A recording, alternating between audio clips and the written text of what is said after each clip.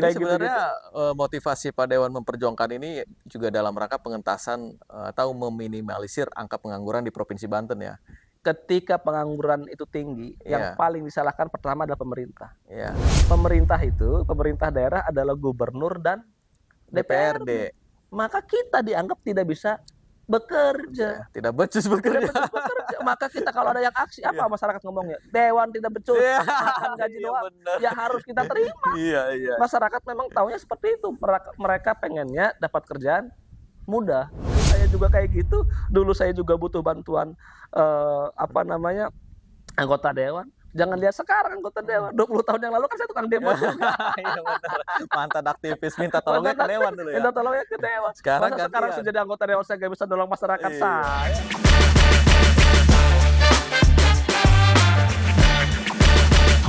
Gaspol ngebahas politik.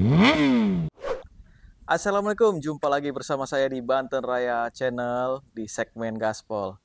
Saya sekarang sudah bersama dengan Pak Wali, apa kabar? Ngeledek ini. Salah. Sorry, Dewan Viral. Dewan viral. Ngeledek ini, Masya Allah. Tapi tenang, saya kan nggak suka marah-marah. Iya. Kalau nggak diasalin. Kayaknya denger-dengar mau viral kedua kali nih. Iya, ada terus-terusan viral. Pak Dede Rohana Putra. Jadi bukan gagal ya, belum dikasih kesempatan untuk maju di Cilegon, terpilih lagi untuk periode kedua di DPRD Provinsi Banten. Ya. Gitu. Nah, sekarang nama beliau lagi rame nih. Dengar Doang. dilaporkan ke polisi oleh salah satu manajemen rumah sakit di Provinsi Banten. Saya nggak mau nyebutkan rumah sakit ya. Takut juga dia. Takut dilaporin juga kan repot ya Pak ya. Nah, kalau boleh tahu nih, itu kronologisnya seperti apa sih? Saya sih kurang begitu paham. Kalau Iya. melihat dari surat panggilannya kan klarifikasi terkait dari manajemen. Kalau nggak salah itu beliau itu pemerasan sama perbuatan tidak menyenangkan kalau nggak Perbuatan salah. tidak menyenangkan. Oke. Saya ingat itu 2022 akhir Ya. sempat kita panggil karena ada aspirasi dari masyarakat, Ya. ya, bahkan dari kepala desa, Oke. dari ketua Karang Taruna, dari warga sekitar dan Serang Cilegon yang menginginkan pembangunan itu didukung karena untuk mendorong ekonomi. Maka kita dorong masyarakat ingin di situ ada keterlibatan, baik tenaga kerja ketika proyek Ya. maupun ketika operasional. Sudah disampaikan dan mereka berkomitmen untuk melaksanakan anjuran hasil pemanggilan kita di DPRD Provinsi Banten. Oh, sempat hadir tuh. Hadir 2022 akhir hadir, terus 1 tahun setengahnya 2024 awal karena mau operasional kita panggil lagi. Oh gitu. Kita panggil lagi, bagaimana progresnya? Oke Pak, sudah siap, insya Allah akhir tahun operasional. Bagaimana perekrutan karyawan? Oke Pak, insya Allah kita prioritaskan warga lokal. Bagaimana keterlibatan pengusaha lokal? Oke, insya Allah gitu. Panggil tuh sampai akhir awal 2024. 2 minggu yang lalu sempat mau saya panggil, tapi karena beliaunya nggak bisa, kita batalkan. Gitu. Oh, gitu. Sekarang kita dengan kondisi kayak gini ya kita akan panggil lagi. Jadi sebenarnya mah udah berjalan dari 2022. udah komunikasi dari tahun 2022. Berarti Pak Dewan saat itu masih di Komisi 5. Masih Komisi 5. Sekretaris. Sekretaris kan, Ya. Sekretaris Komisi 5 Betul. di periode 2019-2024 gitu. Bukan periode yang sekarang. Bukan sekarang. Iya. Jadi kronologisnya gitu ya. Kira-kira seperti itu. Sebenarnya kalau melihat Undang-Undang MD3, Iya. anggota DPR itu tidak bisa dipolisikan, Iya. tidak bisa dipidana terkait dengan melaksanakan tugas dan Tugas wewenangnya. ke DPR Kalau tugas dan wewenangannya kedewanannya itu ya. harusnya dilaporkannya ke Dewan Kehormatan. Dewan Kehormatan. Kalau dinilai saya misalnya overlap, dinilai kurang beretika secara pekerjaan, secara kinerja, termasuk mempertanyakan kenapa saya harus harusnya di Badan kehormatan, bukan kepolisian. Kalau kepolisian salah jalan. Karena saya dilindungi undang-undang. Ya. Sumpah jabatan kita itu, wewenang kita itu, hak kita itu adalah memperjuangkan aspirasi masyarakat. Mutlak itu. Ya. Aspirasi masyarakat itu nggak mesti harus datang ke kantor bawa surat. Ya. Ada pemberitaan yang viral di media sosial, itu bagian dari aspirasi tidak datang. Ada yang datang ke rumah pagi-pagi ngomong minta kerjaan, ada yang malam ada di pos gardu, ada di musola, ada tempat hajatan, ada yang banyak banget aspirasi. Dan tugas kita kan itu doang. Ya. Dewan dipilih 5 tahun sekali buat apa coba? Buat memperjuangkan aspirasi masyarakat. Itu doang. Gak ada tugas-tugas setiap hari, digaji tiap bulan, itu cuma kayak gitu doang kerjanya. Gak ada yang urusin lain. Kalau bukan kita yang membela hak-hak mereka, mau siapa lagi? Iya. Maka kita ingin dari awal siapapun itu investornya, kita sangat welcome. Karena kita butuh investor. Tapi tolong ketika investasi datang ke sebuah daerah, di mana bumi diinjak, disitulah langit dijunjung. Sesuai dengan sumber hukum Indonesia, yaitu Pancasila, harus ada berkeadilan sosial bagi seluruh masyarakat Indonesia.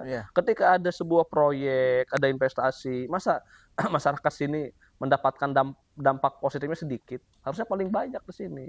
Nah, makanya ini coba kita jembatani. Ya kalau bukan kita siapa lagi? Masyarakat mau mengadu ke siapa? Ngadu ke gubernur. Gubernur satu, masyarakatnya banyak. Kalau ke dewan kan banyak dewannya. Ngadu ke bupati satu. Tapi kalau ke dewan ada 50 dewan. Ngadu ke wali kota satu, dewan ada 40. Maka ada dewan itulah menjadi lembaga perwakilan masyarakat yang ada di tengah-tengah masyarakat.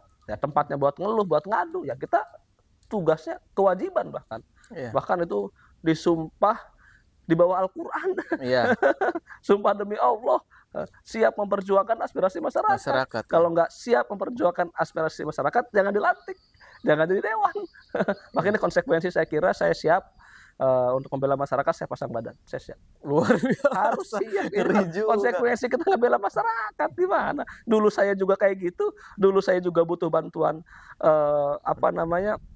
anggota dewan. Jangan lihat sekarang anggota dewan. 20 tahun yang lalu kan saya tukang demo juga. Iya benar. Mantan aktivis minta tolongnya ke dewan dulu ya. Minta tolongnya ke dewan. Sekarang saya jadi anggota dewan, saya nggak bisa nolong masyarakat saya. Jangan dilihat sekarang anggota DPRD 2 periode. Dulu mah sama aktivis parlemen jalanan yang butuh didukung, didorong sama dewan. Berarti pemanggilan manajemen rumah sakit tersebut dalam kontes ini sebagai Komisi 5, padahal itu kan melekat fungsi dan kinerjanya dewan kan. Betul. Salah kalau saya kan lihat pengawasan. Betul. Melakukan pengawasan. Komisi 5 kan pas tuh kesehatan. Ya memang. Dan ketenaga kerjaan. Melekat tuh berarti. Udah mah investornya kesehatan. Di situ ada ruang untuk mengentaskan angka pengangguran. Minimal meminimalisir lah ya. Betul. Kan? Di tengah-tengah pengangguran yang tinggi di Kabupaten Serang, di Kota Cilegon, di tengah-tengah ekonomi global yang ketidakpastian, tentu ketika ada investasi itu kan kita seneng banget. Ibarat kayak merindukan hujan. Jadi butuh memang guyuran investasi itu supaya apa? Supaya kita bisa ikut mendapatkan manfaatnya. Kenapa ya dari kelembagaan justru ditariknya secara personal gitu ya? Saya belum tahu. Makanya nanti kita coba setelah dipanggil kita pelajari ya. Orang kita lembaga yang biasa mendamaikan, yang biasa menyelesaikan masalah dengan bermusyawarah, malah kita seperti ini kan gimana coba gitu. Kita lihat saja coba nanti.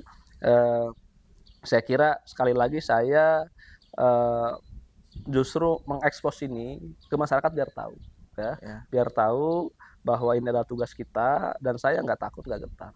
Ini saya ngerasain kok bagaimana sulitnya nyari pekerjaan. Saya pernah kerja di lapangan, pernah kerja jadi helper, pernah kerja jadi kru rumah makan. Saya tahu ngerasain bagaimana sulitnya nyari pekerjaan. Dan sekarang ketika saya sudah punya jabatan, masa saya tidak bisa mendorong masyarakat lokal bisa bekerja, tidak bisa mendorong pengusaha lokal bisa berkembang, kan kewajiban saya. Kalau sudah besar, kita ngedorong yang kecil. Gitu. Karena berangkatnya Pak Deden ini Kang Rama tahu sendiri. Saya tahu. Bagaimana. Saya tahu. Bawa saya motor sering Suprapit, meliput pakai toa kan di atas mobil, pakai toa. Jadi sekarang waktunya lah saya ngebela mereka. Dulu kan minta kerjaan, dulu pekerjaan. Tahu kan? Tuntaskan angka pengangguran pakai toa tapi Pakai zaman toa. mahasiswa. Kalau sekarang sudah pakai surat kita. Iya. Karena kita punya kewenangan. Punya kewenangan. Jadi tinggal kita pakai surat, betul, tuh saya bilang ini pengusaha sama masyarakat lokalnya harus diberdayakan. Kan karena kita udah punya kewenangan. Dan kalau nggak salah kan ada perda yang mengharuskan investor itu memberdayakan masyarakat lokal. Ada, Kan perda baik, Provinsi Banten kalau nggak Provinsi Banten, pemerintah Kota Cilegon maupun kabupaten salah. ada. Ada. Tapi memang volumenya tidak disebutkan berapa persen, Iya, tapi iya, prioritas oke. Ya itulah di situlah makanya dilakukan mediasi kan, Betul. dipanggil itu kan dalam rangka itu Betul. ngobrol. Kamu mau merekrut berapa misalkan gitu, bisa nggak nih merekrut warga lokalnya sekian. Tadi pagi, Makanya di dalam Perda mah nggak disebutkan Betul. kan angkanya. tadi pagi saya mengantar masyarakat sekitar, itu kan Desa Arjatani, ada desa tetanggaannya, ada Desa Waringin, Margatani, Serdang, Cibeber, Kalitimbang, satu lagi Kedalaman. Tadi cuma ada 3 desa doang tadi. Saya antar ada 60-an. Kita antar, ngelamar kerja. Salah satu saya ambil sampel satu aja, cleaning service. Kan pekerjaan yang mohon maaf ya, pekerjaan general worker termasuknya kan. Iya, general. Cleaning service aja dari 43 dia 20 orang sini. Bahkan semalam saya konfirmasi ke Pak Lurah cuma 17 orang, tapi tadi bilangnya 20. Oke, nggak apa-apa 20. Cleaning service udah 20 orang. Berarti kan 23 orangnya bukan orang sini. Kan Iya. keterlaluan. Pekerjaan cleaning. Alasannya apa? Tidak ada yang mampu. Karena high spec katanya. Astagfirullahaladzim, kerjaan cleaning kok high spec. Emang orang sini nggak bisa diajarin, bos. Ya kalau kerjaannya kerjaan sesar mah mungkin kita juga nggak bakal maksa. Dokter spesialis nggak bakal maksa. Tapi kalau yang namanya cleaning, yang namanya staff atau tukang jaga gitu ya, Ya. security, mungkin apoteker, bidan, kan banyak orang-orang sini. Dokter aja banyak orang Cilegon, Iya. orang Serang, masa nggak ada yang mampu? Ini kan keterlaluan. Oke lah kalau dokter mah nggak boleh, cleaning service masa dibilang nggak mampu? Saya bilang tadi, saya contoh analogi ya. Kalau memang punya goodwill, memprioritaskan masyarakat lokal, nggak ada kata-kata nggak mampu. Direkrut, pilih yang punya potensi, kamu training.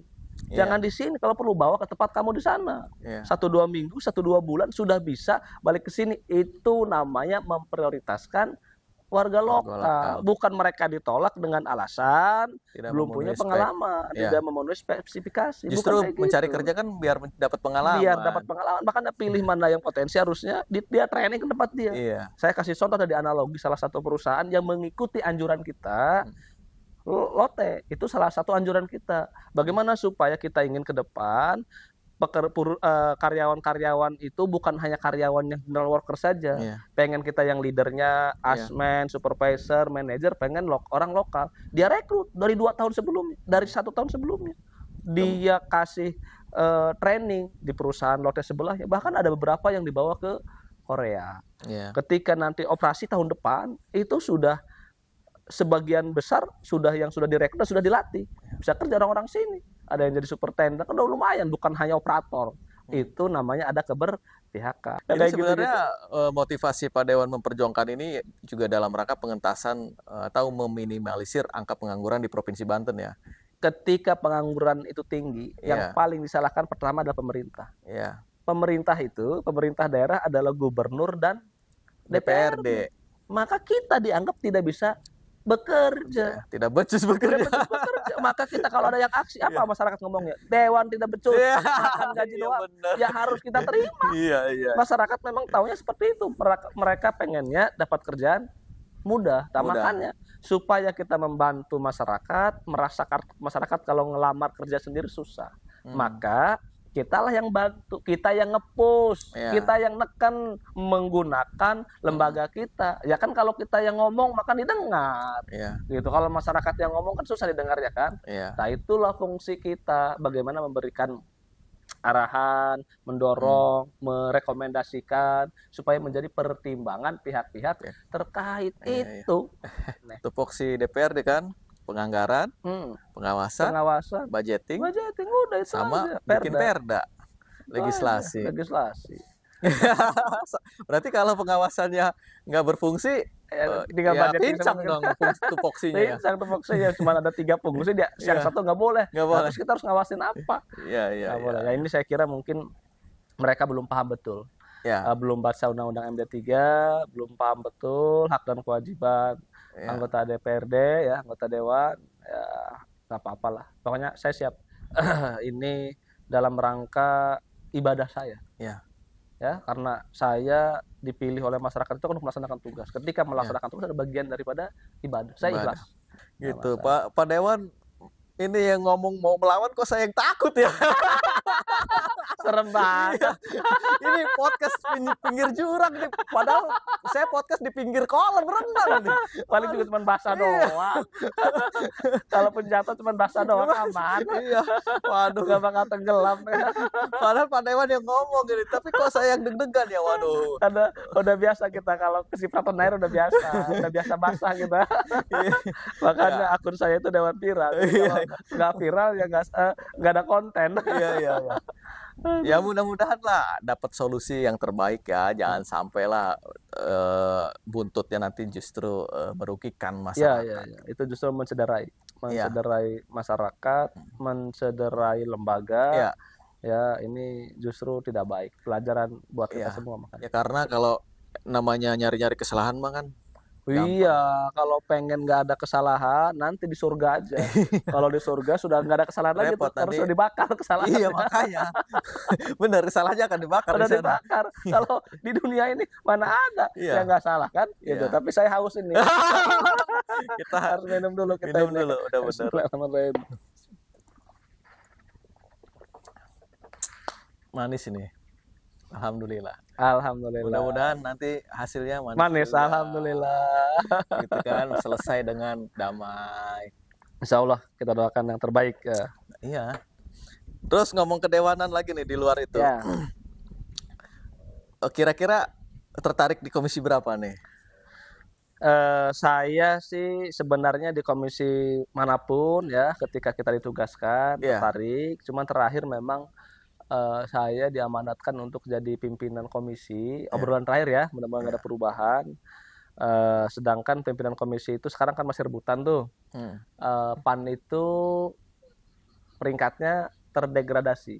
Yang Iya. tadinya ke-7 menjadi ke-8, kesalip sama Nasdem. Nasdem ya. Nah, periode kemarin memang kita dapat unsur pimpinan 2,5 tahun di komisi 4, 2,5 tahun di komisi 5. Iya. Nah, sekarang ini informasinya kalau tidak bisa diperjuangkan ya mungkin di antara komisi 3, 2, 1. Nah, ini kalau 3, 2, 1 mungkin pilihannya kalau nggak 3, 2 gitu ya. Antara Itu 3, dapat 2 gitu. unsur pimpinan. Unsur pimpinan, dapat unsur pimpinan. Oh iya. Nah, kalau kemarin karena kita ke-7, sekarang Ke-7. ke-8 ya. Tapi kita lagi berusaha bagaimana supaya di komisi 5 nanti yang peringkat ke-6 biar di komisi 4, Iya. peringkat ke-7 di ke-4 biar kita bisa di komisi 5. Nah ini kan dilakukan lobby-lobby kayak gini kan Itu, enak ya. sambil ngopi kita. Sambil ngopi ya Lobby-lobby udah sambil sih. ngopi udah biasa. Saya nih itu. pengen memperjuangkan masyarakat tuh. Di komisi 5 nih banyak soalnya tuh gitu. persoalan masyarakat. Gitu Gitu, kan bisa iya. ngelobi-lobby gitu kan. Memang kan semua pembagian kekuasaan, kelengkapan dewan ya AKD tentu memang melalui ngobrol. Iya. Kalau nggak kayak gitu nggak kondusif. Ya. Kalau partai pemenang, partai besar Pakai memaksakan ego. kehendak, pakai ego, yang kecil tidak dikasih panggung, Iya. juga nggak kondusif. Iya. Karena pembangunan itu butuh secara bersama-sama. Apalagi DPRD itu kolektif kolegial. Iya. Kalau misalnya tidak forum, misalnya ada yang memboikot, kan repot. Repot ya. Pembahasan anggaran, perda, pengawasan kalau nggak kompak nggak bisa. Oh, iya. Jadi memang ini harus selesaikan secara obrol-obrolan sambil ngopi, tidak boleh mengedepankan ego masing-masing ya, harus cari solusi di tengah supaya kondusif, supaya nyaman semua. Tapi saya tadi dibisikin sama Angin katanya sekarang mah ketua fraksi gitu ya. Enggak, ketua fraksinya enggak Bukan. saya, ketua fraksinya enggak saya. Siapa? Pak Ishak. Oh, Pak Isan. Informasi berubah terakhir ketua lagi. fraksinya Pak Ishak. Oh, Pak Informasi Ishak. terakhir kemarin saya telepon sih, siapa ketua fraksinya Pak Ishak? Dia bilang, Oh, makanya iya, saya oke. kemarin suruh jadi pimpinan komisi. Oke. Nah, ini lagi memperjuangkan di komisi 5 lagi. Nah, Gitu karena kemarin komisi 5 lagi. ya. Emang di komisi 5 sih cocok ya. Nah, Ya ya kan? komisi mana aja kita yang penting membela masyarakat. Lebih cocok lagi komisi 5. Iya, lebih cocok. Basicnya emang di situ kan. Bedanya situ karena memang nomenklatur komisi 5 itu kesejahteraan masyarakat. Di Dari situ urusan ada sosial, ya iya. kan, tenaga kerjaan, Pendidikan, kesehatan, gitu.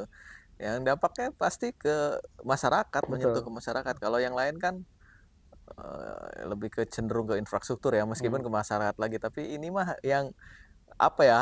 Julukannya itu komisi yang nangis-nangis gitu ya. Penderitaannya bener nggak sih? Betul, betul, betul. Sosial, bantuan sosial di Sosial, situ ya. kan.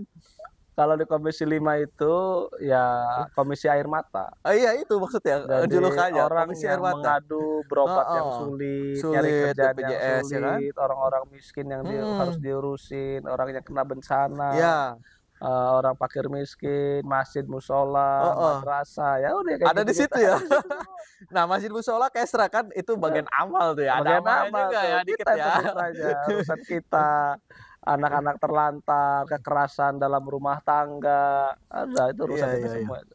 Komisi 5. tangis menangis. Ya, komisi air mata. Air mata, iya. Ada komisi air mata, ada komisi mata air. Mata air. Iya, iya, iya, iya. Di Komisi 5 ya ketenaga kerjaan kita kan kemarin data BPS juga miris ya. Miris banget, Kita pengangguran masih agak tertinggi. tertinggi ya. Bahkan se-Indonesia nomor 1 kalau Banten. Iya, makanya. Nomor 1. Nah, makanya ini butuh peran serta. Nah, saya butuh pemikiran Pak Dewan nih. Butuh apa sih di Banten ini untuk meminimalisir angka pengangguran ini? Pertama, memang kita harus mengoptimalkan peluang yang ada dulu. Ya. Peluang yang ada itu apa? Artinya seluruh industri, perusahaan, investor, ketika datang ke sini, ketika dia membutuhkan tenaga kerja, maka harus dioptimalkan menggunakan tenaga kerja lokal. Yeah. Kan itu yang kita miliki sekarang.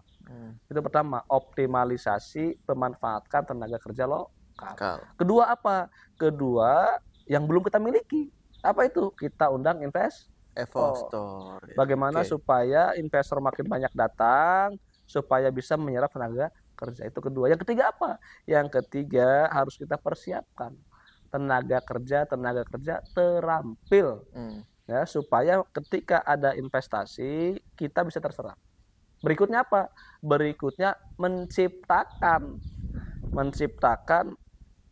pelaku usaha, UMKM, pengusaha menengah, pengusaha besar, biar kita dorong. Awal mungkin dari UMKM, maka kita bikin program bantuan UEP, bantuan usaha ekonomi produktif. Harapannya hari ini mereka dapat bantuan, mudah-mudahan 1-2 tahun bisa naik menjadi UMKM, dari UEP menjadi UMKM, menjadi kelas menengah, kan harapan kita gitu. Semakin banyak pengusaha kecil yang berkembang menjadi pengusaha menengah, dari menengah menjadi besar, maka akan mengurangi pengangguran, akan mempercepat perputaran ekonomi di daerah. Semakin percepatan pergerakan ekonomi, maka akan meningkatkan perputaran PDRB, produk PDRB ya. Iya. Supaya PDRB produk regional bruto. Kadang-kadang ketuker-tuker. Nah, itu nanti kan akan meningkatkan kesejahteraan masyarakat gitu. Ya. Iya, apalagi sekarang kan daya beli masyarakat lagi turun ya. Daya beli masyarakat lagi turun ya.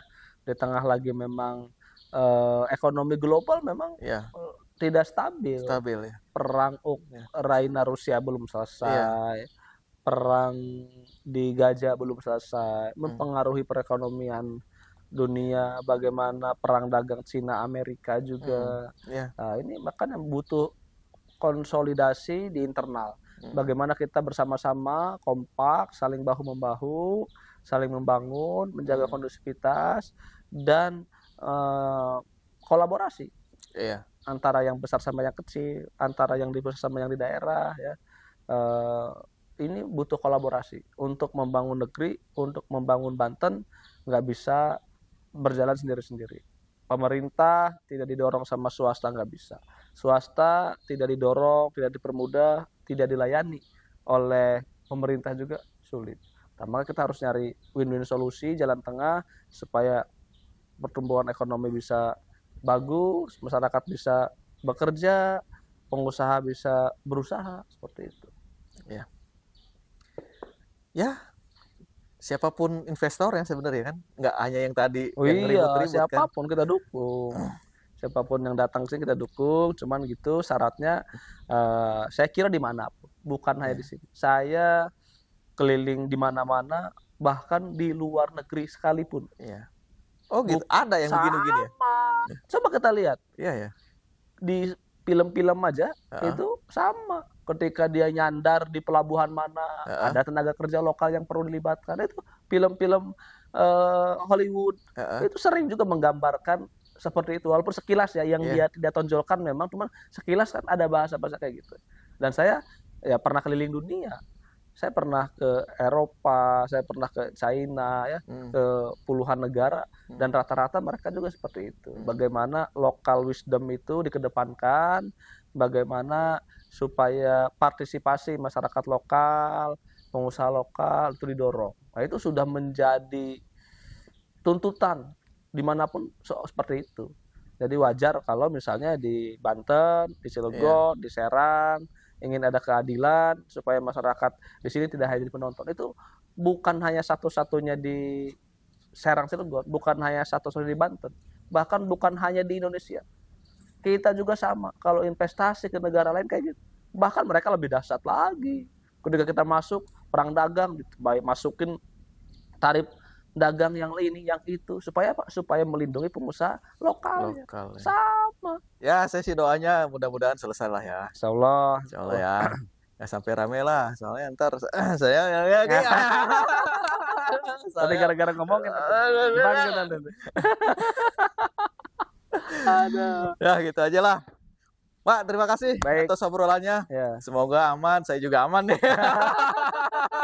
Nanti gara-gara podcast ya ginggung-ginggung nanti. Apa Saya nggak namanya? nyebut nama, Bapak terus yang nyebutin nama. Kayak nyebutin nama ini. Oke, teman-teman, saya Rahmat Kurniawan undur diri. Ciao. Terima kasih, Pak.